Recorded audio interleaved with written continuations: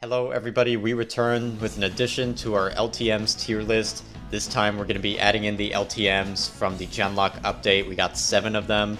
Pick Any, Raid A, Dwarf Hold, Hunter v Hunter, Don't Get Distorted, Grab Bag, and Dash and Grab. The LTMs this patch, we started out with a one big bang, and then it was just dud after dud after dud. So our first LTM is Pick Any, and you might notice the addition of an S+ tier, and that's for this. Pick Any, when this game mode was in Paladins, that was the first time in a long while where I was like, okay, I want to dedicate my weekend to playing Paladins. Not because I feel obligated for the YouTube views or a new character came out so I feel obligated to cover that, no, I just want to play Paladins to make some fun content. That's what Pick Any did for me. And this is why I harp so much on Paladins adding new game modes. I didn't even say what Pick Any was. So, Pick Any, in case the name isn't obvious, you could pick any champion and there was no champion limits. So you could do 5 Amanis, 5 Yings for the Resident Ying cult, 5 Yagura's, 5 whatever, mix and match however you want, endless possibilities. This was, might be a hot take, but this was the best LTM in Paladins by far. Maybe even surpassing like End Times and Dragon's Call. I would have to play those two again, it's been a long time, but this was a lot of fun. And like I was saying with Paladins adding new game modes, we need something new. Something like, yeah, I want to play Paladins for that. I want to play Paladins for Pick Any. That was me with this game mode. So, great job on that. More like this, please. Well, speaking of our duds, we got our first one, Raid A. Bottom C. Same concept as Pick Any, except it's only Ray. So it was 5v5 Rays. That's really it. Pick Restraint and you win your 1v1s. I think this was the only LTM where I played one match, and that was the video. I'm like, yeah, I'm done. There's not much to say here. Yeah, that was Raid Day. There's, like I said then and I'm saying now, not much to say here. It was just a simple game mode. Then we had Dwarf Hold. This was Team Barrack versus Team Ruckus. This was lame too. Not F tier, it wasn't horrible. Was it better than Raid A? I guess it was. Was it better than Wildfire? Nah, at least Wildfire you had some options. In this game mode, it was whoever had the better self-sustain, and in which case Ruckus always wins because he has, I forgot what the card is called, I think it's called Opulence, where you could heal for 300 for every entity hit with your rockets. So you just go Rocket Barrage, that talent, and you hit a Barrack in 2 of his turrets and you're healing for like 900 a pop. That is insane, combined with the fact that you have better damage, better mobility. Ruckus would just win that. There was a lot of one-sided games in that mode that I didn't put in the video. It took me a while to get footage for this video, and I was just so bored by the end of it. So yeah, not much to say. Hope that doesn't come back. Then we got Hunter v Hunter, and it actually surprised me at how terrible this mode was. I'm actually ranking it below the serious shooter, whatever the hell they call that one. Because at least with this one, the serious shooters, they tried something unique with removing out of combat healing and having the health packs on the floor. If they did this, but you could pick any champion, like a normal game of Paladins, I think this mode would have worked. It's just the champion pool limited it for me. And it's the same reason as to why I didn't like this mode. It was just Lex versus Andro. Like, there was nothing special there. It's 2 champions I don't really like either, so, you know. If you're a Lex or Andro main, I guess maybe you had some fun over there, but wasn't that interesting for me. Then we have Don't Get Distorted. This was 5v5 Octavias. Your distortion field did triple its damage, I think. It did 350 at base, 425 if you were running asymmetric warfare. And your gun did massively reduced damage, like, I'm talking like 80% less damage. And your commander's leap, instead of having vertical and horizontal movement, it was only horizontal, but massively increased horizontal movement. It was actually really fun. I suggested that they make that a loadout card you know, ditching some of the verticality for horizontal mobility.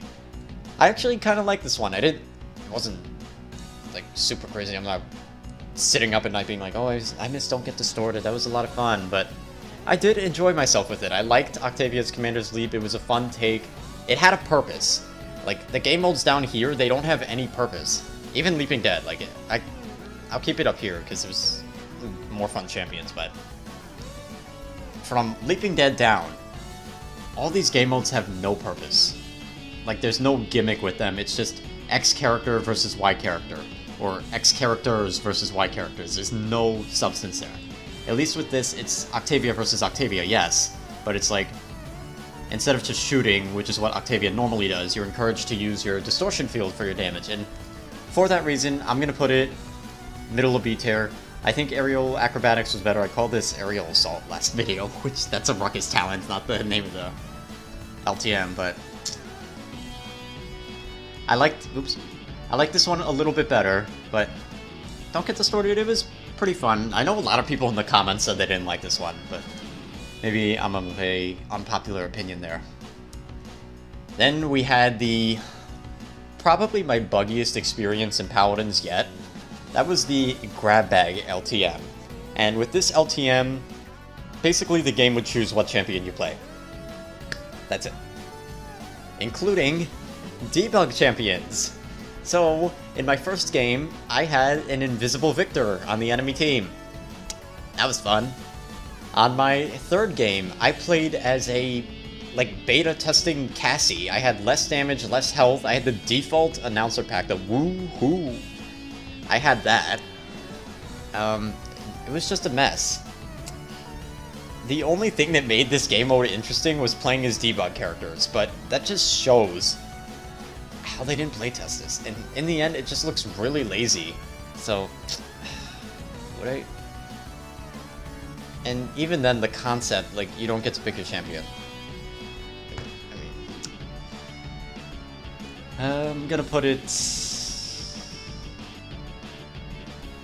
You see, if this was like Overwatch's Mystery Heroes, which, if you don't know what that is, Overwatch's Mystery Heroes, it's kind of the same concept. You don't pick your champion at the start, the game just gives you one. But what made that mode really interesting is every time you would die, you would swap a hero. And you would lose your ult charge as well, so, you know, you were encouraged to use your ultimates more aggressively. If you were about to die, you wanted to throw that ultimate out there just so it gets some value before you go down. And it was really fun. It was like, okay, we have kind of a garbage team comp, we only have one healer, but let's see how we can push through. And then you push through, if your teammates die, it's like, okay, now we have 3 Orisas, we can roll them. Let's keep that movement going. And with this, it's just like, okay, you're playing as Debug Cassie for this game. Hope you have fun. Yeah. Did I like it better than... I guess I did like it better than Leaping Dead. Leaping Dead is like borderline C tier for me, y'all. Last up, we got Dash and Grab. I think this might still be going. It might not be when I upload this video. But it's Makoa versus Vatu. Makoa's hook has a massively extended range. And Vatu's dash has increased range as well, and he has increased air control. I also thought that was like a cool idea for the Tranquility card, giving Vatu more air control. This was actually pretty fun. I only did 2 games of it, but it had a purpose. You know, there was a concept. Vatu dashes far. Makoa has longer hook. Who will win? The ninnies or the hookers? Is this an A tier though? Did I like it better than Hide and Seek? Not really. Did I like it better than Aerial Acrobatics?